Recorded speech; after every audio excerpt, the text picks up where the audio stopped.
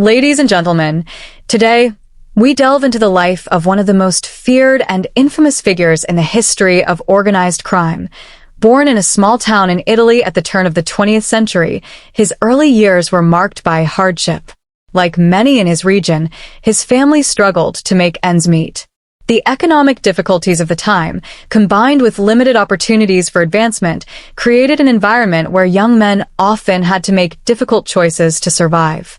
As a teenager, he set his sights on America, the land of opportunity, where countless immigrants sought a better life.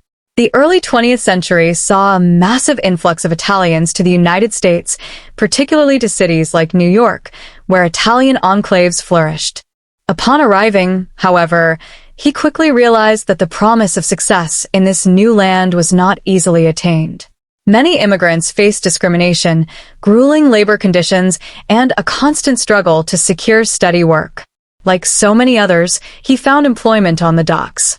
The waterfront in New York City was a brutal place, controlled by corrupt unions, gangsters, and men who demanded respect through violence.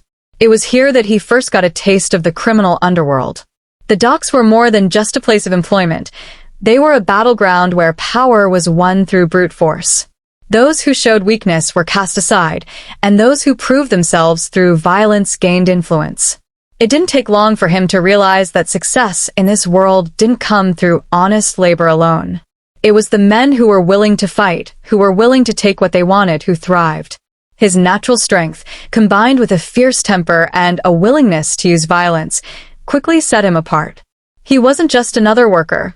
He was someone to be feared. It was during this time that he had his first major run-in with the law. A violent altercation led to his arrest, but even in the face of legal trouble, he proved resourceful.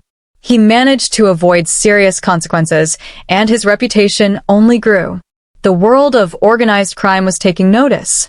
His ability to command respect through fear made him valuable, and soon, he found himself drawn deeper into a life that would define him. A life where power came not from hard work but from controlling those who dared to stand in his way.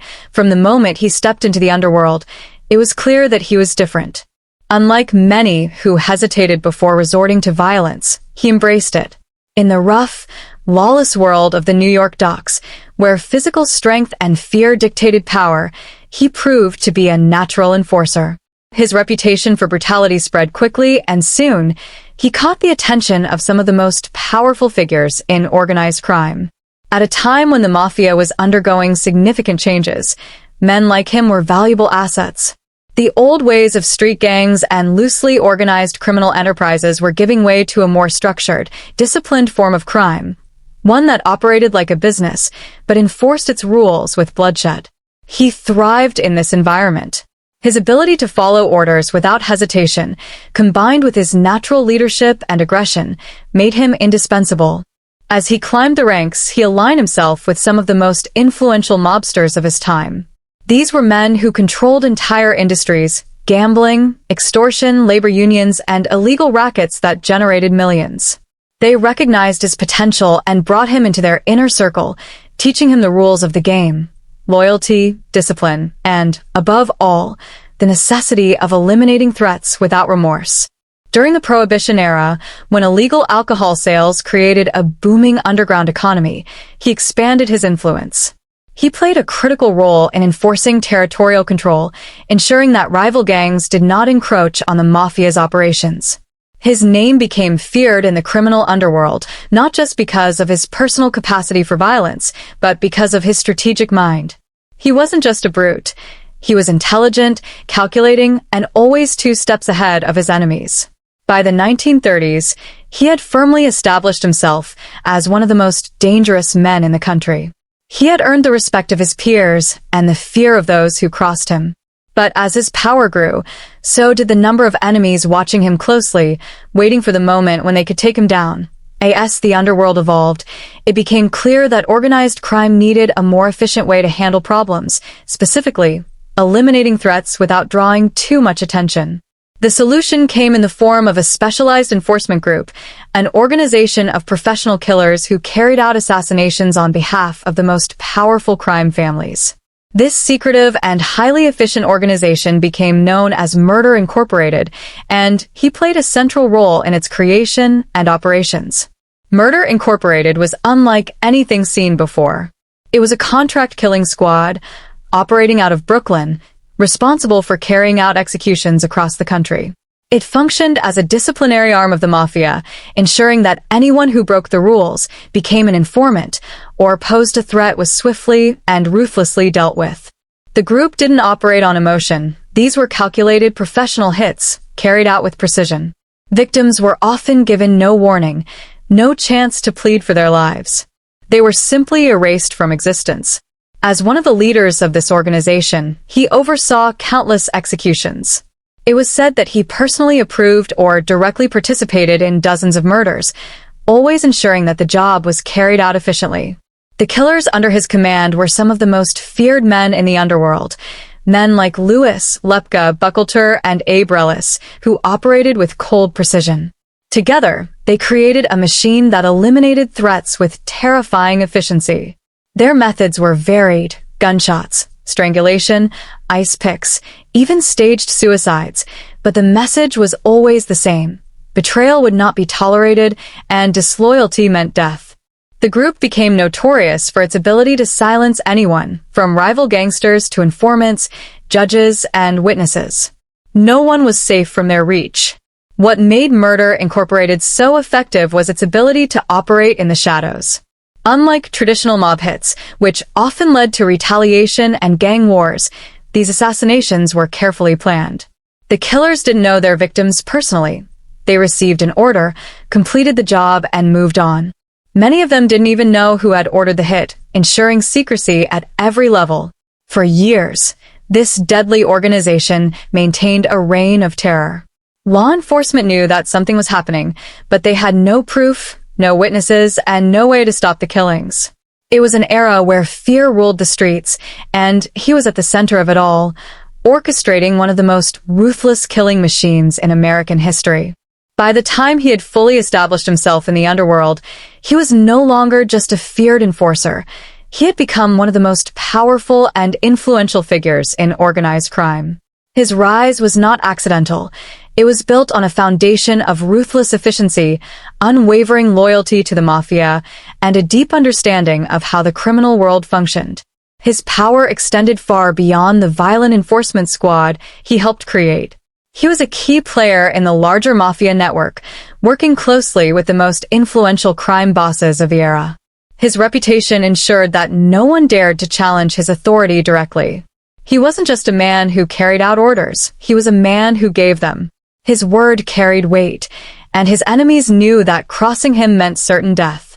The Mafia at this time was evolving into a highly organized, corporate-like structure. No longer just a loose collection of street gangs, it had transformed into a powerful syndicate that controlled entire industries, including gambling, labor unions, loan sharking, and illegal rackets. He played a crucial role in this transformation, ensuring that businesses paid their dues, union leaders remained compliant, and rivals were kept in check. His ability to instill fear was one of his greatest assets. Those who worked for him knew that disloyalty was not an option. Even among other gangsters, men who were no strangers to violence, his unpredictability and willingness to use extreme measures made him stand out. While many Mafia leaders operated with a degree of diplomacy, he often preferred brute force. If someone refused to follow orders, they wouldn't be given a second chance. Despite his violent tendencies, he was also a strategist. He understood the importance of alliances and made sure to cultivate relationships with other powerful crime families. These relationships ensured his survival and allowed him to expand his influence. He had a seat at the table where major decisions were made, decisions that shaped the direction of organized crime in America. His reach wasn't limited to the criminal world. He had connections in law enforcement, politics, and business, ensuring that the authorities often turned a blind eye to his activities. Bribery and intimidation kept many officials in his pocket, allowing him to operate with relative impunity. While law enforcement was aware of his activities, gathering enough evidence to convict him was nearly impossible. Witnesses either disappeared or refused to testify out of fear. As his influence grew, so did the number of people who resented him. Other mobsters, once his allies, began to see him as a liability. His violent nature, which had once been an asset, started to make people nervous. They feared that his actions would draw too much attention to the organization, threatening the careful balance that the Mafia had worked so hard to maintain. Even with these growing concerns, his power remained undeniable. He was a man who had built his empire through bloodshed and fear, and as long as he was in control, no one dared to challenge him directly. But in the world of organized crime, power is never permanent. The very violence that had secured his position was also the force that would eventually threaten to bring it all crashing down. In the world of organized crime, power was never held by one man alone. The Mafia operated under a structured system, and at the top of this hierarchy was the Commission, a governing body that oversaw all major decisions, settled disputes, and maintained order among the crime families. It was a system designed to prevent unnecessary wars and ensure that the immense profits from illegal activities continued to flow without interruption. His rise to prominence meant that he had to secure a place within this powerful organization. From the earliest days of his career, he had worked closely with some of the most influential figures in organized crime, including legendary bosses who controlled vast criminal empires. These relationships were crucial in solidifying his position, as they provided protection, financial backing, and access to lucrative rackets. One of his most important alliances was with Charles "Lucky" Luciano, the mastermind behind the modern mafia structure. Luciano, along with other key figures like Meyer Lansky and Frank Costello, recognized his value as an enforcer and a man who could be trusted to carry out the most brutal assignments without hesitation. His reputation for ruthlessness made him indispensable, and in return, he was granted significant power within the organization. Through his connections, he became deeply involved in the Mafia's most profitable ventures: gambling, extortion, drug trafficking, and labor racketeering. His influence extended beyond New York, as he played a role in national and even international operations. The Commission relied on men like him to enforce its rules and maintain discipline among lower-ranking members. If someone stepped out of line, refused to pay their share, or disrespected the hierarchy, it was often his responsibility to deal with the problem permanently. Despite his fearsome reputation, he understood that in order to maintain his position, he had to follow the rules set by the Commission. The Mafia was not just about violence, it was a business, and businesses required structure. He attended high-level meetings where major decisions were made, including the division of territories, the allocation of illegal enterprises, and the handling of threats from law enforcement and rival organizations. His loyalty to the Commission, however, did not mean that he was always in agreement with its members. His aggressive and unpredictable nature often put him at odds with more diplomatic mobsters, particularly those who believed in maintaining a lower profile to avoid unwanted attention. While others preferred subtlety and behind-the-scenes maneuvering, he often resorted to brute force, a trait that made some of his peers uneasy. As his power grew, so did tensions within the organization. Some believed that his violent approach was a liability, drawing too much attention from the authorities. Others feared that his ambition could lead to reckless decisions that might endanger the delicate balance of power within the Commission. While he was undeniably useful, there were whispers among the top bosses, concerns that one day, his unchecked aggression might become a problem too big to ignore. One of the most significant areas of his influence was the waterfront, where he established a near-total grip over the docks and the labor unions that controlled them. The New York waterfront was a world of its own, an essential hub for commerce, industry, and transportation. Billions of dollars worth of goods moved in and out of the city through its ports, making it one of the most valuable and sought-after territories in organized crime. Longshoremen, the workers who loaded and unloaded ships, were at the heart of this industry, but their working conditions were brutal. Jobs were given out daily, often at the discretion of corrupt union officials, which meant that favoritism, bribery, and intimidation were standard practices. He saw an opportunity in this chaos and seized control of the unions, ensuring that he decided who got to work, how much they earned, and who would be punished for disobedience. His influence on the docks was built through fear. Those who opposed him quickly realized that resistance was dangerous. Union leaders who refused to cooperate found themselves beaten, threatened, or worse. Some simply disappeared. The waterfront became an empire under his rule, with every worker knowing that their livelihood, and in many cases, their survival, depended on their loyalty. With control of the unions came control over shipping companies. Businesses that relied on the docks were forced to pay for protection or risk strikes, slowdowns, and sabotage. Cargo theft became an everyday occurrence, with shipments mysteriously vanishing or being redirected to those who had the right connections. Even large corporations had no choice but to comply, knowing that refusing to pay would result in lost shipments, delays, or violent retaliation. Law enforcement struggled to break his hold over the waterfront. The workers feared him too much to speak out, and the companies found it easier to pay him off rather than fight back. Even government agencies investigating labor corruption faced roadblocks, as key witnesses either refused to testify or suffered sudden, fatal accidents. His power in the unions also extended to politics. Through bribery and backdoor deals, he influenced local politicians and law enforcement officials, ensuring that any attempts to weaken his grip were ineffective. Corrupt officials turned a blind eye, and those who resisted found themselves outmaneuvered or intimidated into silence.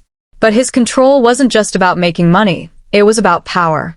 The docks gave him leverage over the entire city. The Mafia understood that whoever controlled the ports controlled the lifeblood of commerce. Ships couldn't unload without their permission, businesses couldn't function without their approval, and no product moved in or out of the city without their knowledge. With the unions under his command, he became one of the most powerful figures in organized crime. His influence wasn't just felt on the waterfront, it extended into industries that relied on shipping, from produce markets to garment factories. His control over labor gave him the ability to dictate terms to both legal and illegal businesses, ensuring that he remained indispensable to the Mafia's operations.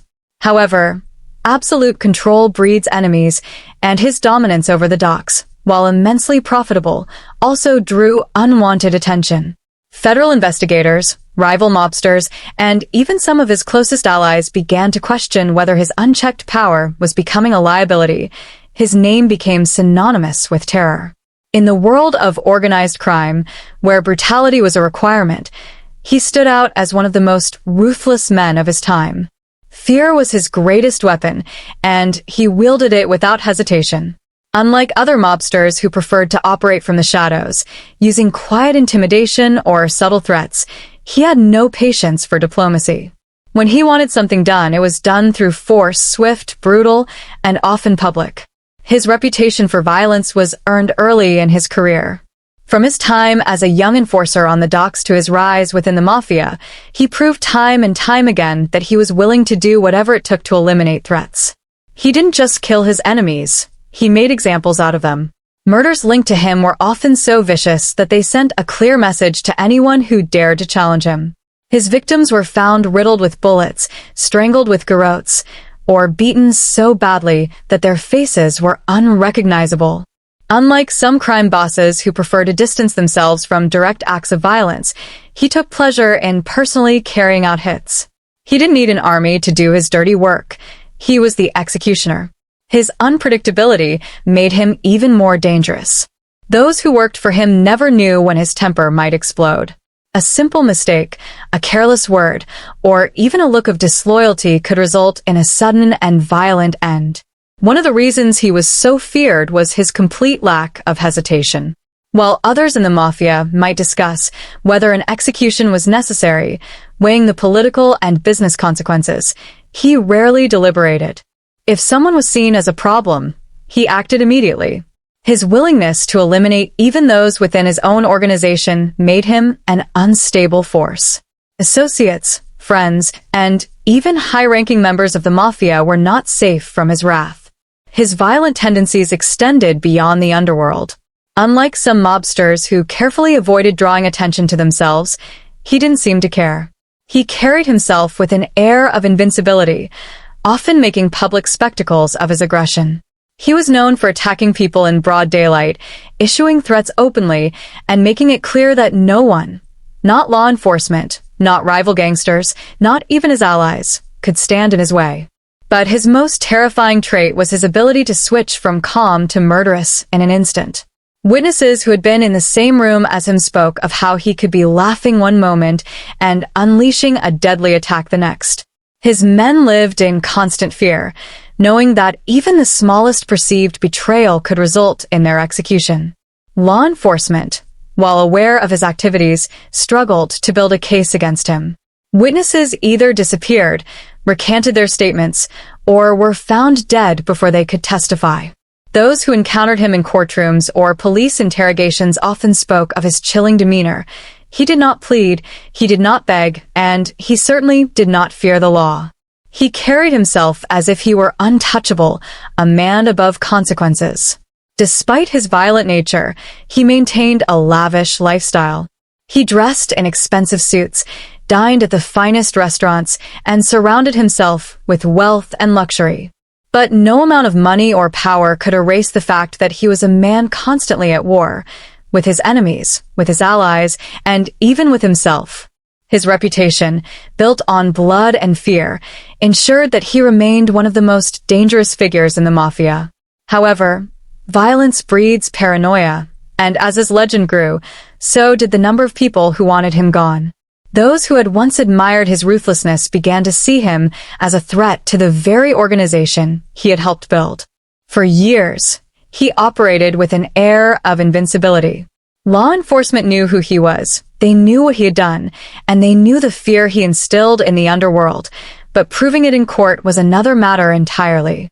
He was untouchable, shielded by a network of corrupt officials, terrified witnesses, and a legal system that struggled to keep up with the sophisticated operations of organized crime. His first serious run-ins with the law came early in his career, but each time he managed to slip through their fingers. Arrests were frequent, but convictions were rare. The few times he was brought to trial, the prosecution found itself facing an impossible task. Witnesses either vanished before they could testify or suddenly changed their statements, fearful for their lives. Jury members were bribed, threatened, or both. Judges received quiet warnings, ensuring that cases fell apart before they could gain traction. Despite law enforcement's inability to convict him, the pressure never ceased. Federal agencies, local police, and special crime commissions all tried to take him down. His activities on the docks, his involvement in Murder Incorporated, and his suspected role in dozens of unsolved murders made him a high-priority target. Special task forces were assembled with the sole purpose of dismantling his empire, but each effort ended in frustration. One of the biggest obstacles in bringing him to justice was his ability to operate through layers of protection. While he was known as a hands-on leader, often personally carrying out violent acts, he also understood the importance of distance. Orders were rarely given directly, and his associates were trained to handle tasks without leaving a clear trail. Even when law enforcement suspected his involvement, proving it was another matter. Investigators tried to use financial crimes as a way to corner him, much like they had done with other infamous gangsters. The strategy was to follow the money, tracking illegal gambling profits, extortion payments, and union racketeering funds, but he was careful. His financial dealings were hidden behind legitimate businesses, shell companies, and offshore accounts, making it nearly impossible to connect him to any illegal transactions. However, as time went on, law enforcement became more aggressive. In the late 1940s and early 1950s, the government intensified its war against organized crime.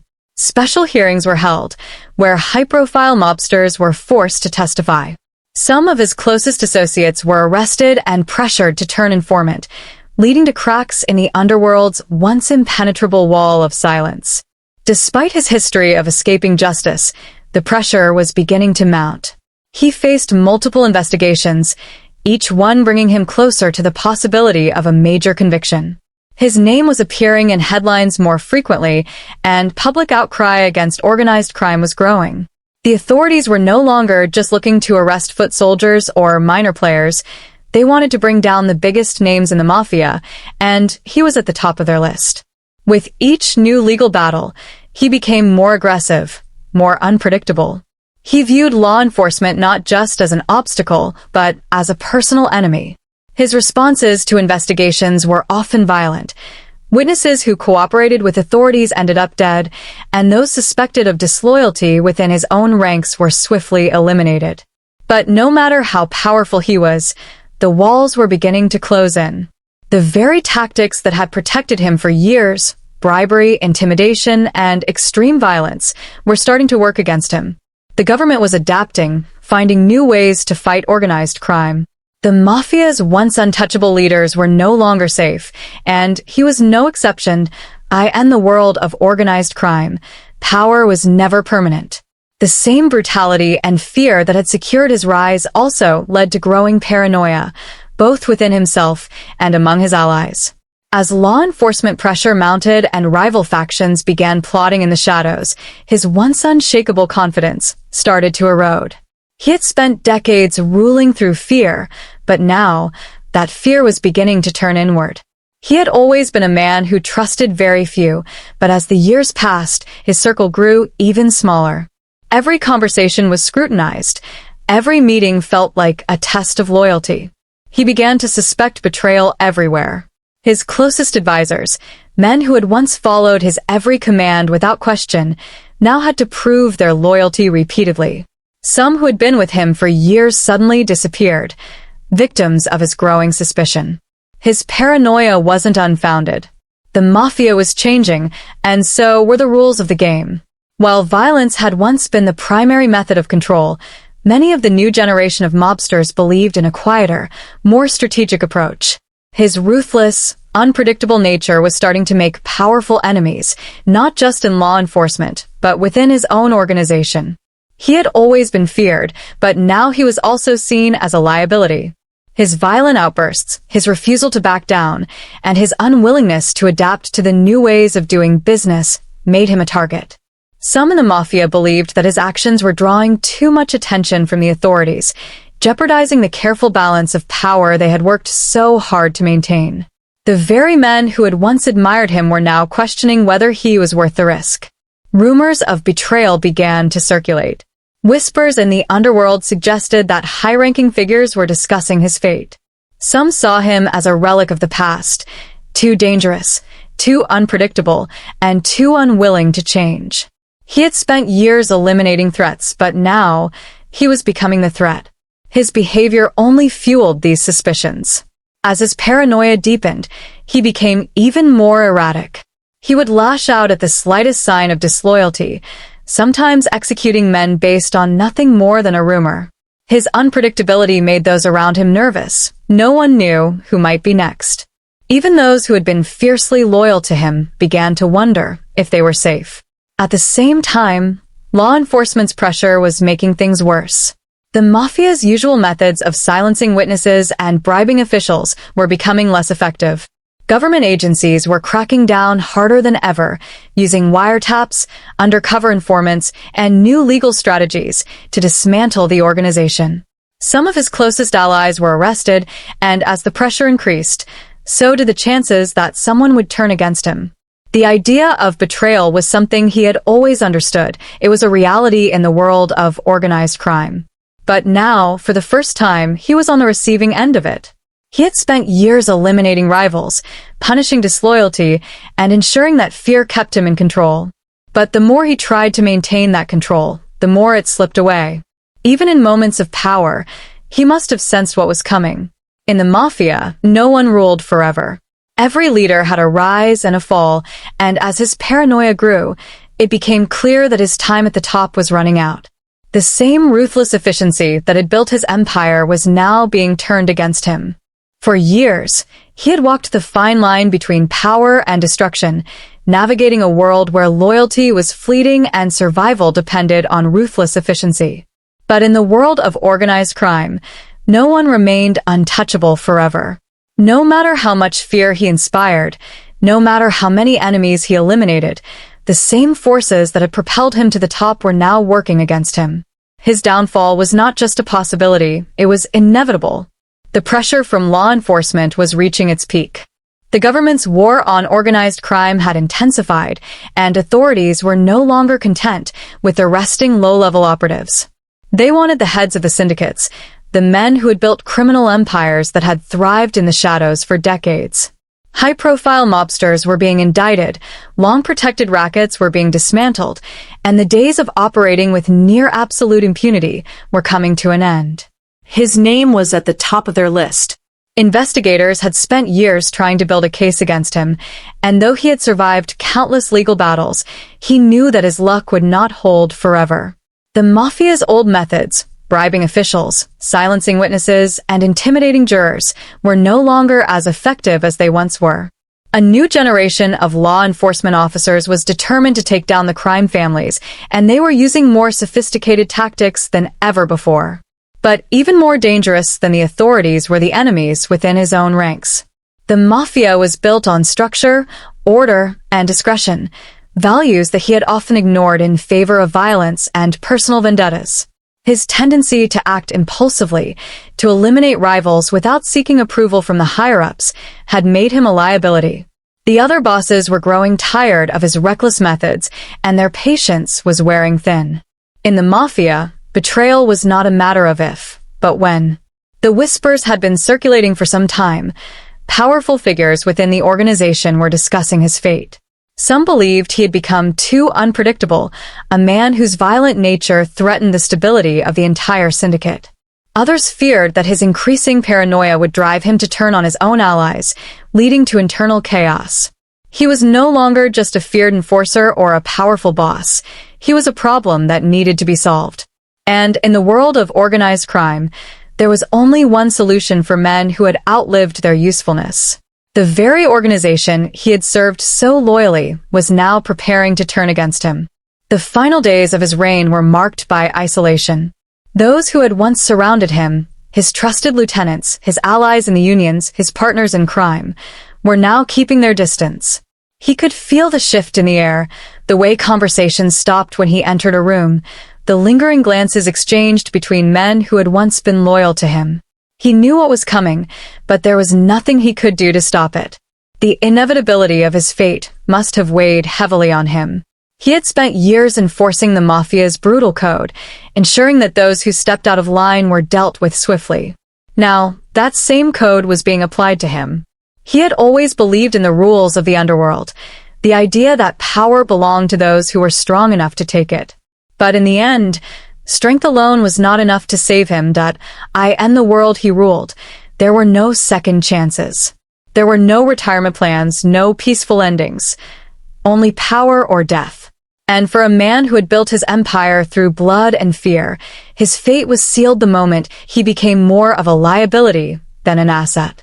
When the end came, it was swift, calculated, and inevitable. Just as he had orchestrated the downfall of countless enemies, his own demise was planned with the same cold precision. He had always been the executioner, but now, he was the one marked for elimination. On that fateful day, he let his guard down, perhaps believing that he still had time, that he could find a way out. But in the Mafia, there were no warnings, no negotiations. His killer struck with the efficiency of men who had learned from the best, men who had, at one point, learned from him. In an instant, the reign of terror that had defined him was over. The man who had ruled through violence met a violent end. His execution was not just a message, it was a reminder of the unforgiving nature of the life he had chosen. No matter how powerful, no matter how feared, every gangster eventually faced the same fate. His name would live on, whispered in the dark corners of the underworld, spoken with both fear and fascination. He had been a legend, a nightmare, a force of chaos. But in the end, he was just another casualty of the life he had embraced, a life where the strong ruled, but never for long.